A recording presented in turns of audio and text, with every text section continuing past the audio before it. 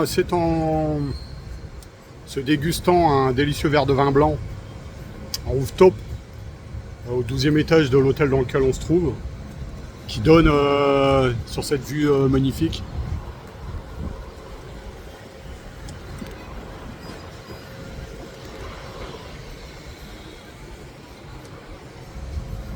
Que je vais, je dirais, conclure les vidéos pour cette saison. Ce sera la dernière, voilà, ce sera une vidéo bilan. Je vais un petit peu parler de tout ce qu'on a fait et donner un peu mon avis. Ce mois de voyage passé ici au Vietnam, mon 3e. Toujours pris beaucoup de plaisir, comme d'habitude. Avec parfois des petites déconvenues, des petites choses que je raconterai un petit peu. Voilà. Donc cette vidéo, ça va être uniquement axé sur ça, quoi, sur une espèce de, je dirais, de tour d'horizon, de bilan généralisé de ce qu'on a pu faire et un peu donner mon avis sur les différents lieux qu'on a pu visiter.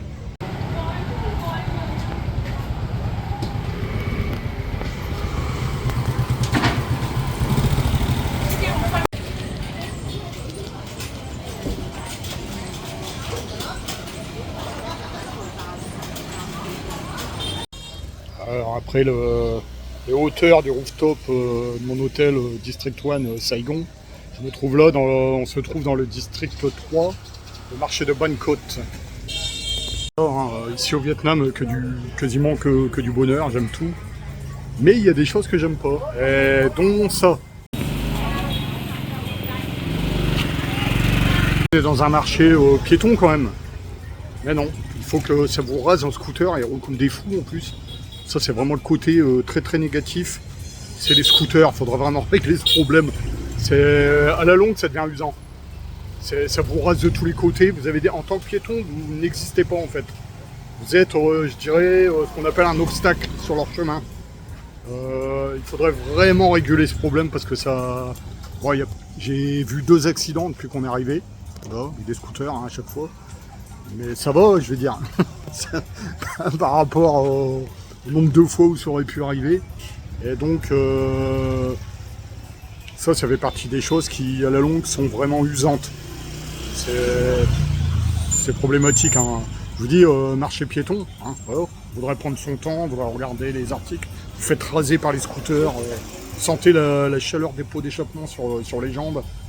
C'est chaud quand même. Hein. C'est vraiment...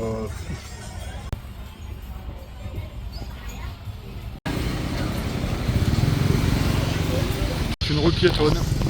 Ah, c'est vraiment problématique. Bon, l'avantage, c'est quand ils vous rasent, ils klaxonnent en fait. Voilà. Donc, on va dire que les routes vietnamiennes appartiennent à ce qui roule, et les trottoirs aussi en fait. Et les rues piétonnes appartiennent à ce qui roule aussi. C'est un petit peu... C'est un petit côté ironique, on va dire. Allez, je balance comme ça à la volée 3-4 trucs négatifs. Après, j'arrête. Alors, number 1, donc les scooters, les banques. On comprend pas toujours tout au niveau des ATM, tout ça. Parfois ça marche, parfois ça marche pas. C'est incompréhensible.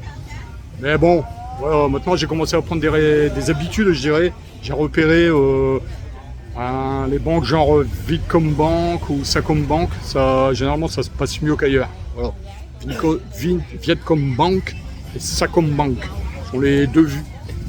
Je dirais les deux guichets où ça se passe mieux qu'ailleurs. Alors je le mets numéro 3, mais je dirais que c'est le numéro 1. Les déchets, c'est mieux. Je reviens toujours au même, hein, le plastique, c'est vraiment une catastrophe. Carrément, il faut le dire. Bon, il n'y a plus de réflexion à avoir là-dessus. Hein, j'ai dit tout ce que j'avais à dire. Le plastique, c'est de la merde. Et ici, ça nuit à peu près à tout. Hein. Je suis pas un écolo bobo qui revendique, hein, pas du tout. Mais par contre, voilà, il y a des réalités. Hein. Le plastique ici, c'est une catastrophe. Partout, on en trouve partout. C'est une catastrophe. Voilà, après, un petit truc aussi qui est un petit peu gênant, mais on va pas appeler ça, on va pas dire que c'est un problème. Vous arrivez dans un restaurant. vous tombez dans un petit restaurant de rue, admettons, où il y a quelques plats avec un menu en vietnamien. Donc, vous captez pas obligatoirement le vietnamien.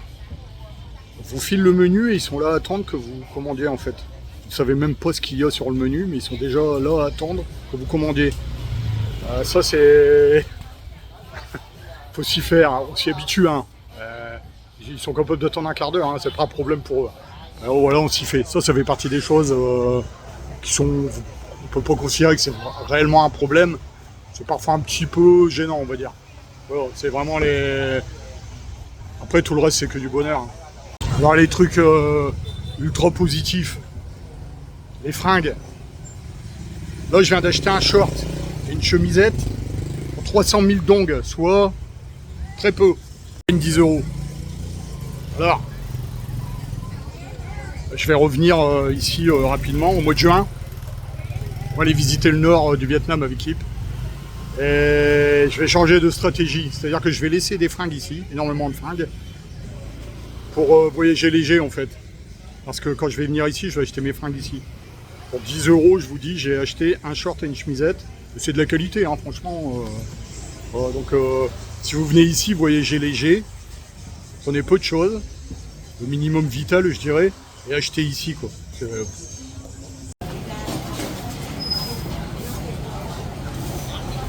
Petit conseil pour les personnes de grande taille. Vous voyez ça, là. Voilà. Ça, parfois, vous avez des structures qui sont en ferraille coupante. Oui, vous entendez bien, en ferraille coupante. On est pas loin de la lame de rasoir même. Hein.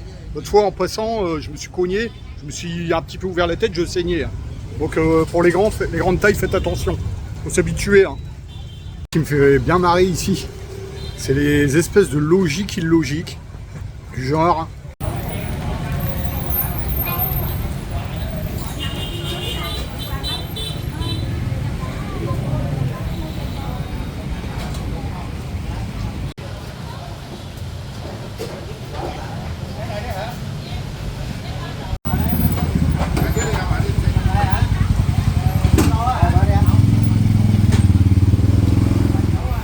Alors l'ami est en train de boire un verre de jus de longan, de fruits longan qui est délicieux. On retrouve notamment dans les fameuses glaces Pajdang, où on va fréquemment manger. Et moi, c'est un jus de citron vert. C'est l'une de mes boissons favorites, j'adore.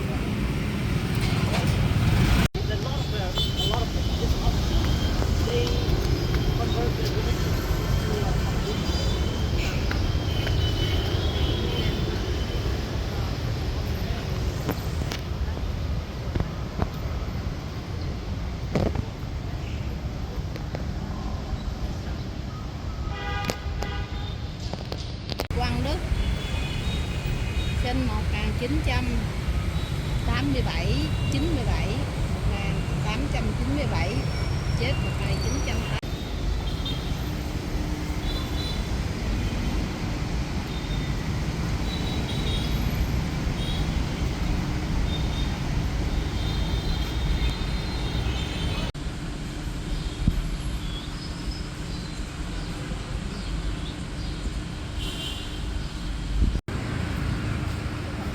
Anh cho em hỏi đường nào đi.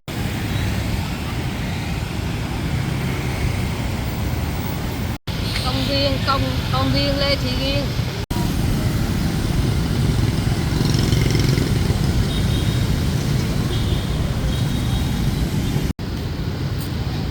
Alors là on est en plein préparatif du tête qui va débuter 3 jours après que je sois parti.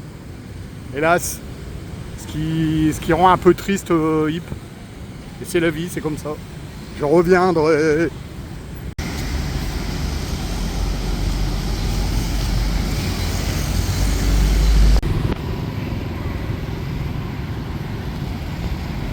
Nous nous trouvons dans hauteur du Palais de l'Indépendance.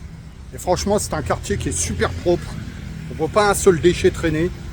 Voilà, comme quoi c'est possible. Hein. C'est question, je sais pas, d'habitude, je sais pas. C'est pas moi qui peux régler ce problème en tout cas.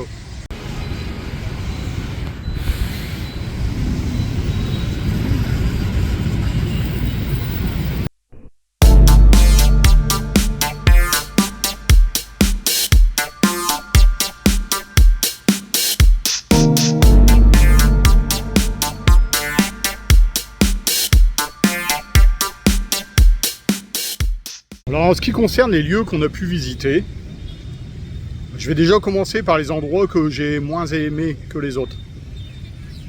Alors je mettrai en tête l'île de Phuoc. Pourquoi? Parce que l'île de Phuoc c'est uniquement dédié au tourisme de masse. Il y a énormément de touristes occidentaux, énormément de Russes notamment, ce qui n'est absolument pas un problème. Mais je dirais que même si les plages sont belles, voilà, rien à dire, Phuket, Koh Samui, enfin ouais, ce genre d'endroit, c'est tout à fait sympathique.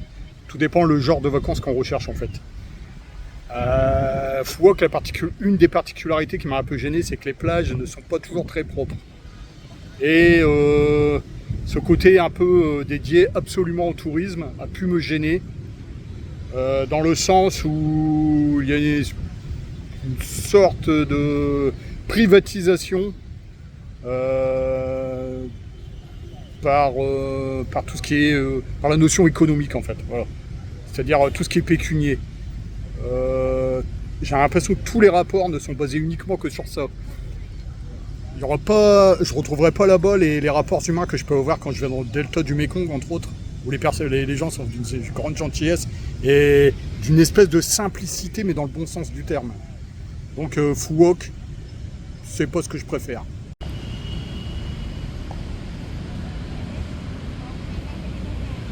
Ensuite, dans les endroits que j'ai un petit peu moins aimé qu'ailleurs, je dirais la région de Chiton,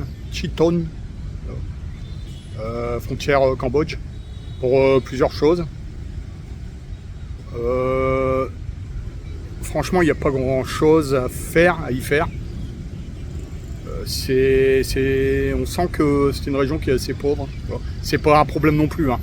Mais par exemple, lorsqu'on est allé voir le fameux mont Koto, j'ai ressenti une espèce de gêne dans le sens où on n'a pas été, c'est l'impression que ça m'a donné, on n'a pas été très bien reçus. Vous aviez les habitants qui nous rasaient volontairement en scooter. Quand on est arrivé, il y a une espèce de chef du village qui est arrivé, je lui ai dit bonjour, il ne m'a pas répondu, il nous regardait froidement. Après je peux comprendre, c'est une région pauvre, donc je pense que quand tu arrives ici, voilà, il faut raquer, quoi. On nous a proposé un peu de monter, parce que c'est compliqué pour monter, tout en haut c'est ça à peu près. En scooter, voilà, on nous a proposé. Moi j'ai un peu tiqué là-dessus et je pense que ça les a gênés. Donc c'est pas l'endroit que j'ai préféré. Par contre, faut le voir parce que voilà, c'est chargé d'histoire, notamment cette fameuse histoire douloureuse avec le régime des Khmers rouges qui ont perpétré des massacres là-bas, sur le mont Koto. Ip m'expliquait par exemple qu'ils décapitaient les gens et qu'ils empilaient les têtes comme ça pour les exposer tout simplement. Donc c'est un lieu de souffrance. Je peux très bien comprendre que voilà, ça peut être engendré peut-être une problématique avec le rapport avec les autres, peut-être. Je ne suis pas là pour expliquer les choses. Je peux pas expliquer, mais je peux très bien comprendre qu'un lieu chargé d'histoire comme ça, ça peut poser problème, on dira. Mais ce n'est pas l'endroit que j'ai préféré. Et pour autre chose aussi, il y a une chaleur mais absolument étouffante. J'ai l'impression que quand on se rapproche de la frontière cambodgienne, du moins de ce côté, sud-ouest je dirais, il fait une chaleur, mais c'est étouffant, quoi. C'est une chaleur, un soleil de plomb. Les coups de cœur maintenant. Alors je dirais, j'ai beaucoup aimé la région de Nha Trang. C'est pareil, en termes touristiques, c'est équivalent à ce qu'on peut trouver à Phuoc. Faut le dire. Je crois que même que c'est la station balnéaire la plus touristique du Vietnam, carrément. Mais il y a une espèce d'ambiance. Il y a une couleur aussi, les couleurs du ciel notamment, qui sont assez uniques. J'ai bien aimé les endroits là-bas et les alentours également. Une espèce de mix entre plage de rêve, voilà, comme on peut s'imaginer, avec les alentours, avec des rizières, des collines, des montagnes même. Donc la région de Nha Trang, franchement, c'est un gros coup de cœur. J'ai beaucoup apprécié. Et je pense que ça fait partie des endroits où je reviendrai probablement. Dans les autres endroits qui est un peu similaire, je dirais qu'il y a Mouiné, c'est une région très aride, bizarrement. Située entre Phan Rang, où nous sommes rendus, qui était franchement très beau et très vide. Phan Rang, c'était fantomatique. J'ai pas trop compris. On sort, on est à quelques encablures, bon, 70 km je crois de Nha Trang, mais c'est le désert, il n'y a rien en fait. C'est complètement dead. Ensuite donc Mouiné, comme je disais, là, les fameuses dunes. Là c'est un paysage qui est très surprenant, parce que c'est absolument aride, tout est sec, tout est la végétation, mais c'est un charme vraiment. Je dirais, c'est atypique, c'est totalement atypique. Je pense que c'est un endroit à voir. Et là où on logeait, c'était vraiment sympa, quoi. Très calme et très reposant. Bien sûr, il y a Vung Tau. Vung Tau, c'est pas la première fois qu'on venait, hein. On était déjà venu lors de mon premier voyage. Bon, si vous voulez vous reposer et profiter un petit peu des plages, du côté Cô Ninh, j'ai envie de dire, du Vietnam, ça se trouve à quelques encablures d'Ho Chi Minh. Et franchement, c'est sympathique, hein. Pareil, le ciel là-bas, la nuit, il prend une coloration unique. C'est un vrai festival de couleurs dans le ciel. Donc Vung Tau, c'est assez sympathique. C'est pareil, c'est un lieu qui est facilement rejoignable par quand on se trouve à Saigon. Voilà, donc c'est à faire. Franchement, c'est vraiment sympa Vung Tau.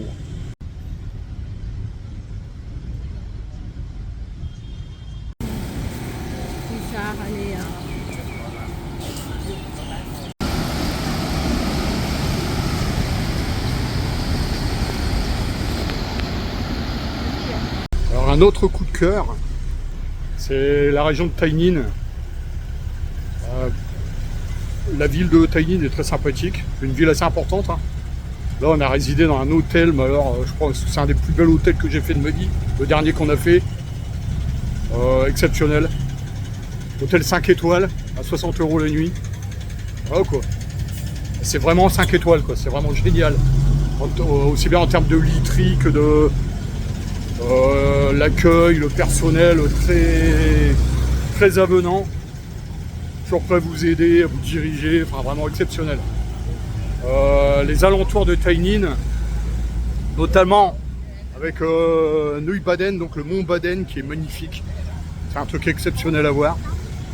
Et un gros coup de cœur aussi sur la pagode Goken, qui est une des plus belles que j'ai vues de ma vie en fait. Extraordinaire. On a eu la chance de tomber au moment du coucher de soleil et c'était exceptionnel. Donc Tay Ninh, pas de problème. C'est un lieu qui n'est pas obligatoirement le plus connu ici au Vietnam, mais ça vaut vraiment le coup d'œil.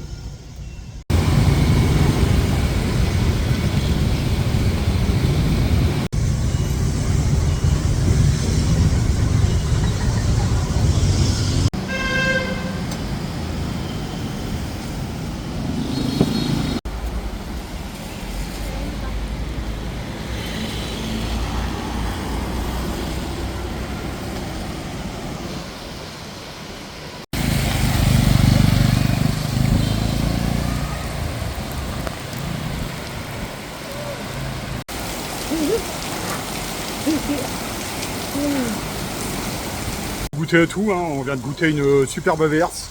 On est trempés l'un et l'autre. Bon, voilà, c'est parti de la vie. Quand ça tombe, c'est d'un seul coup et c'est très violent.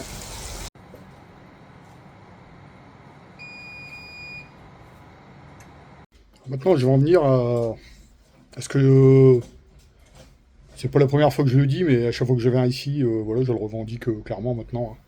Le delta du Mékong, c'est ce que je préfère. Pour la qualité d'accueil de ses habitants, ses paysages très divers, son ambiance. On y retrouve, je dirais que c'est un peu comment dire, un peu le grenier naturel du Vietnam, hein, apparemment. C'est là que bon, beaucoup de fruits, beaucoup de rizières, beaucoup du sud du Vietnam, tout du moins. Et j'aime l'accueil des gens, la proximité, la simplicité, Ben Thier, j'adore. Alors le gros coup de cœur, et c'est probablement le gros coup de cœur du voyage, c'est Vinh Long. C'est ce qu'on a fait au tout début. On a logé près du Mekong, dans une homestay que je recommande grandement. Je noterai le nom, hein, ici, quelque part ici.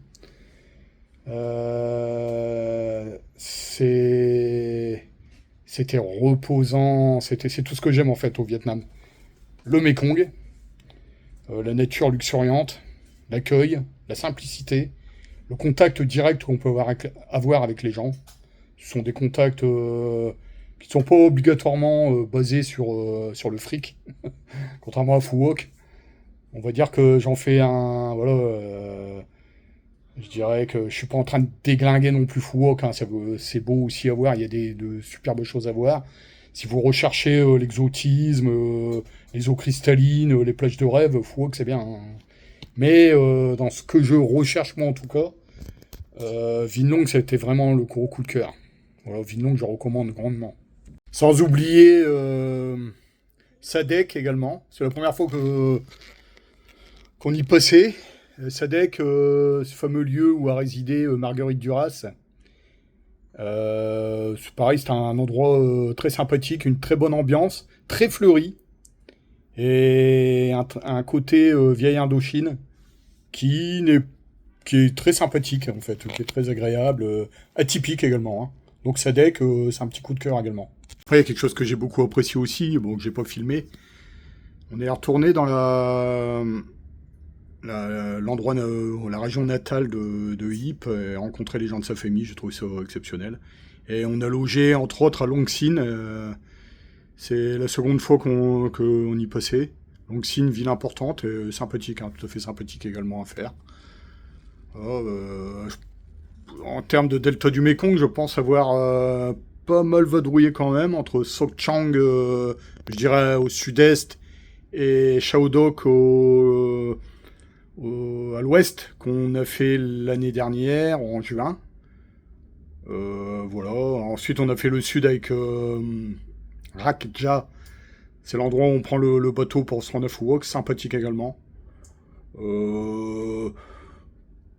Pour un transit, je dirais. Hein. C'est pas l'endroit le plus excitant du Vietnam, hein, mais ça vaut le coup d'œil quand même. C'est pas ce que je préfère dans le delta du Mekong. J'aime bien, en fait, c'est le centre, en fait. Si je pouvais tirer une ligne entre Sok Chang et Chao Doc, en passant par Sa Dec, Vinh Long, voilà, c'est vraiment mes coups de cœur. Delta du Mekong, voilà quoi.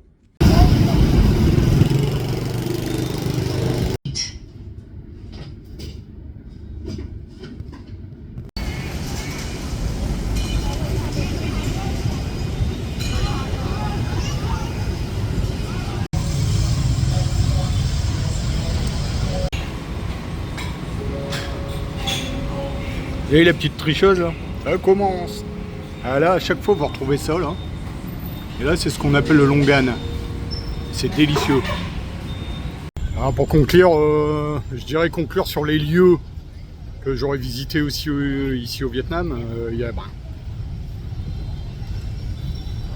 la ville créée par ce monsieur là, qui a pris le nom de ce monsieur, Ho Chi Minh, alias Saigon. Voilà, bon, c'est la troisième fois. Bon, c'est la ville de transit par excellence. Hein. C'est la capitale économique du Vietnam. C'est une ville qui est classée 20e en termes de grandeur au niveau mondial. Ville très importante, ville très vivante, ville faite de contrastes, de paradoxes, parfois énervantes, parfois enivrante, entre tradition et modernité. Une ville incontournable hein, au Vietnam, je pense. J'y reviendrai, ça c'est clair. On y revient toujours, je pense. Et voilà, donc il fallait que je parle également, que je conclue un peu le bilan voyage de ce pays magnifique qu'est le Vietnam. Voilà.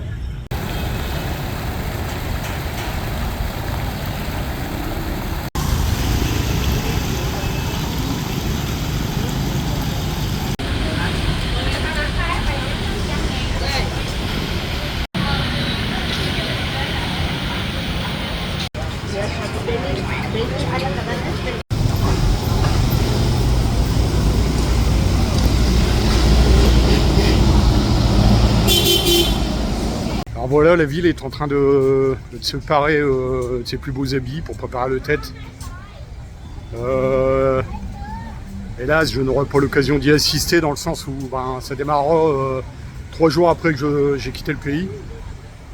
Ça attriste beaucoup la petite demoiselle, je la comprends et moi aussi ça m'attriste. Ça va être difficile encore de la laisser. Et je reviendrai le plus vite possible. Maintenant entre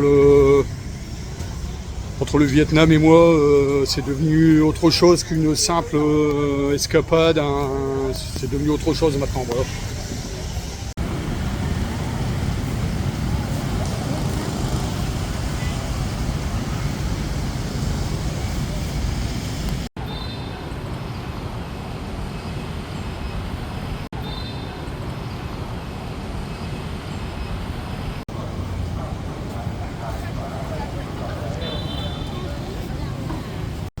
Alors pour conclure, je voudrais aussi donc remercier les gens qui ont suivi, qui ont regardé mes vidéos, ceux qui ont liké aussi.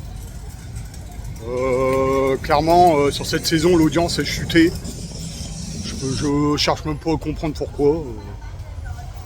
Apparemment c'est général, c'est un peu c'est YouTube qui a changé un peu ses politiques de diffusion. On privilégier les plus gros youtubeurs, je pense. Alors moi je suis un tout petit modeste, donc j'ai fait ce que j'ai pu, voilà, c'est de l'amateurisme, j'avoue. Je remercie ceux qui me mettent des commentaires aussi. Ça fait vachement plaisir, bon, c'est touchant. Et il y aura d'autres saisons, assez rapidement. Et concernant l'audience, il faut dire aussi que je suis pas quelqu'un qui cherche l'audience, en fait je m'en fous, clairement. Enfin ça fait plaisir, c'est pas ce que je veux dire, ça fait énormément plaisir que les gens regardent. Mais si les gens n'ont pas envie de regarder, ils font ce qu'ils veulent en fait.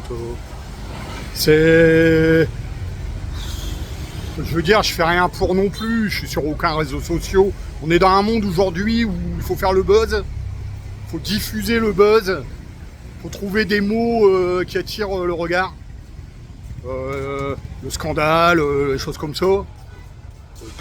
Personnellement, ça m'intéresse pas. Donc, comme je disais depuis le début, cette démarche de faire des vidéos, de montrer mes voyages et de monter mes voyages aussi, c'est avant tout une démarche personnelle. Voilà. Ceux qui me disent des petits mots gentils, qui me like et qui me regardent, je continue à les remercier. Parce que c'est souvent les mêmes, voilà. Voilà. 1000 merci les amis, parce que là voilà, ça fait plaisir quoi. C'est tout. C'est tout ce que j'avais à dire en termes de requêtes, je dirais, il n'y en a aucune. En fait, on regarde, c'est bien, on regarde pas, c'est pas grave. Ceux qui regardent, un grand merci. Puis ceux qui regardent pas, ils ont certainement autre chose à foutre qu'à regarder mes vidéos. Voilà.